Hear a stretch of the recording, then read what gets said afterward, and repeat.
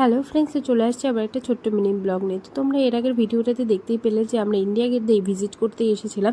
তারপরে আমরা মুম্বাইয়ের বড়া পাও খেয়ে নিলাম আর চলে গেলাম এলিফেন্টা কেপের টিকিট কেটতে, যেটা এখানে ইন্ডিয়া গেটের সামনেই পাওয়া যাচ্ছিলো। তো তারপরে আমরা লাইনে দাঁড়িয়ে ফেরিতে উঠে পড়লাম, আর ফেরিটা নিয়ে আমাদের এখানে বসে পড়েছি সিটে করে। আর তারপরে পুরো ফেরিটা ভরে গেল, আর আমরা মুম্বাইয়ের সমুদ্রটা এনজয় করতে করতে চলে গেলাম। এখানে নেভিরও অনেক কিছু ছিল, জাহাজগুলো দেখতে পাচ্ছিলাম, বড় বড় অনেক জাহাজ ছিল, যেটা দেখতে দেখতে আমরা পৌঁছে গেলাম আমাদের গন্তব্য।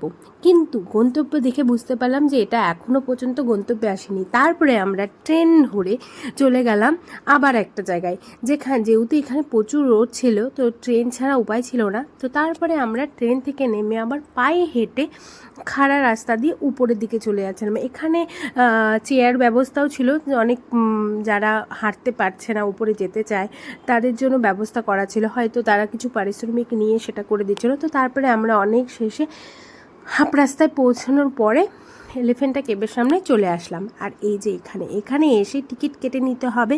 ছোট বাচ্চাদের পর্যন্ত টিকিটের লাইন এখানে দেখাই যাচ্ছে, একদম ছোট বাচ্চাদের কোনো টিকিট ছিল না।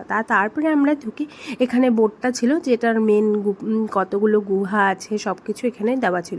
আর দেখতেই পাচ্ছ এখানে শেপটা একদম হাতির মতন, তার জন্য এটার নাম হয়েছে হাতিগুম্পা। কিন্তু এটার নাম আগে অন্য ছিল।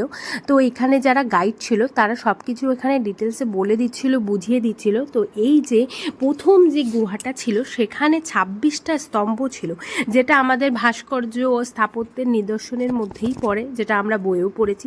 আর এখানে এই স্তম্ভগুলোতে পুরোটাই ছিল শিব ঠাকুরের এক এক রকম এক একটা রূপের বর্ণনা। যেখান থেকে সবথেকে বিশেষ ছিল ত্রিমূর্তি রূপটি, যেটা শিব ঠাকুরের দেখতে মনে হচ্ছিল, কিন্তু আসলে বৌদ্ধ ঠাকুরের মতনই অনেকটা মনে হচ্ছিল, বৌদ্ধদেবের মূর্তির মতন। তো তারপরে অর্ধনারীর মূর্তি ছিল, যেটা দেখতেও ভালো ছিল। শিবলিঙ্গ ছিল, যেখানে সবাই গিয়ে ফটো তুলছিল।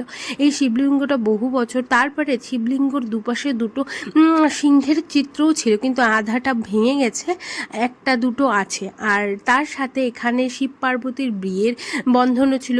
শিব প্রলয়ের ডিটেল যে ছিল তারও অনেক রূপ ছিল। আর তার সাথে এই যে সমুদ্রের জল এখানে এসে যে গুহায় ধাক্কা খাচ্ছে, সেটা শব্দ এখান থেকে শোনা যাচ্ছিল। তারপরে আমরা চলে আসলাম 3 নম্বর গুফাতে, যেখানে গুফাগুলো তো ছিল, কিন্তু গুফাতে কোনো মূর্তি বা কোনো স্তম্ভ কিছু ছিল না, যেটা দেখতে একদম অন্যরকম একটু গুহা চিত্র। হয়তো কোনো কালে ছিল অতীতে, তো এখন সেটা নেই। এখানে অনেকগুলো দুয়ার ছিল। তারপরে চলে গেলাম আমরা এর পরের দুয়ারটাতে। সবগুলো আমাদের ঘোরা মানে লাস্টের দুটোতে আর ঘুরিনি, কারণ ওটা অনেক দূরে ছিল। তারপরে চলে আসলাম আমরা ভাত খেতে। আমাদের অনেক দিন পরে ভাত খেয়ে খুব ভালো লাগছিলো। তারপরে চলে আসলাম আমরা রুমে।